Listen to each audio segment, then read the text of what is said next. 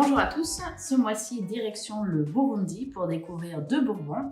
Un bourbon naturel donc de la région de Ngozi au nord du Burundi et un bourbon lavé de la région de Muyinga, voisine de Ngozi. Alors le Burundi est un tout petit pays qui est situé dans l'est de l'Afrique et qui a pour voisins le Rwanda et la Tanzanie. Donc, tout comme ses voisins, le Burundi se caractérise par ses nombreuses coopératives et ses petites fermes. Et la vie au Burundi, elle est tout se fait autour de l'agriculture.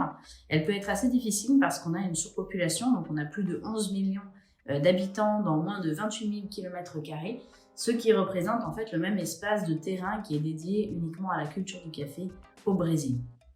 Et le ratio de Burundais qui travaillent dans l'agriculture est très élevé puisqu'on a 90% de la population qui travaille dans l'agriculture et en particulier dans le café.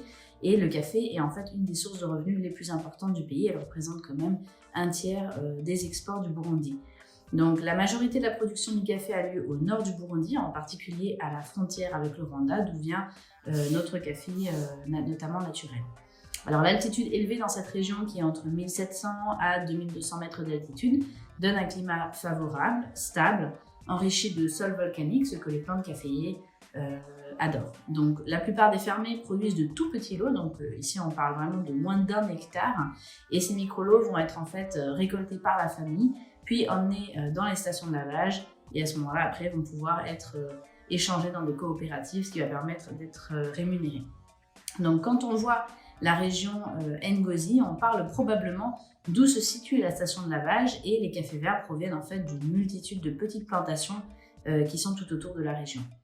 Donc avec le peu de terrain qui est disponible à la production, il est vraiment important pour les fermiers de pouvoir valoriser leur terrain, leur café. Donc le tri est vraiment vital et on va s'assurer que les cafés soient de meilleure qualité possible pour pouvoir les vendre au meilleur prix.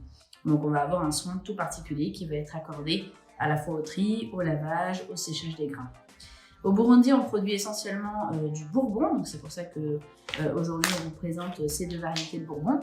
C'est une variété qui est caractérisée par une sucrosité naturelle et de la clarté qui est due à cette belle saison de pluie qu'ils vont avoir et au climat tropical.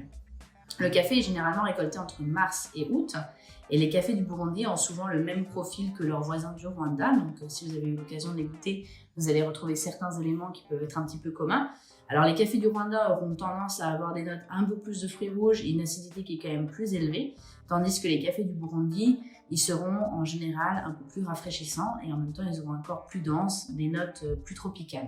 Donc on peut avoir notamment des notes d'ananas par exemple. Au niveau des cafés, donc nous avons le bourbon lavé.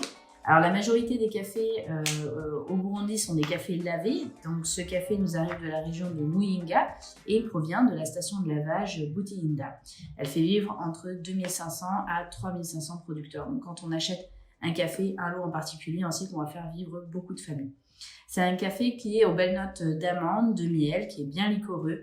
Il a une acidité un poil plus prononcée que sur le naturel, mais on trouve que ça peut vraiment très bien passer pour un filtre. Et puis après, on part sur le bourbon naturel. Alors on est très content de vous proposer ce bourbon naturel parce que la majorité, comme on a vu, des bourbons au Burundi sont des cafés lavés, et on est content de pouvoir vous proposer un bourbon naturel de qualité.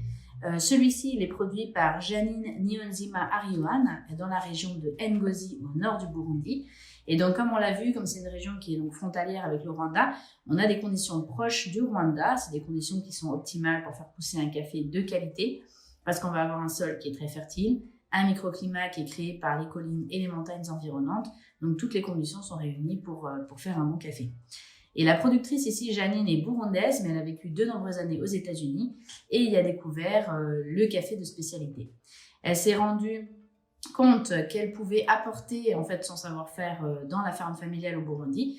Donc elle est revenue avec les connaissances qu'elle a pu acquérir aux États-Unis pour pouvoir nous proposer des cafés vraiment de qualité.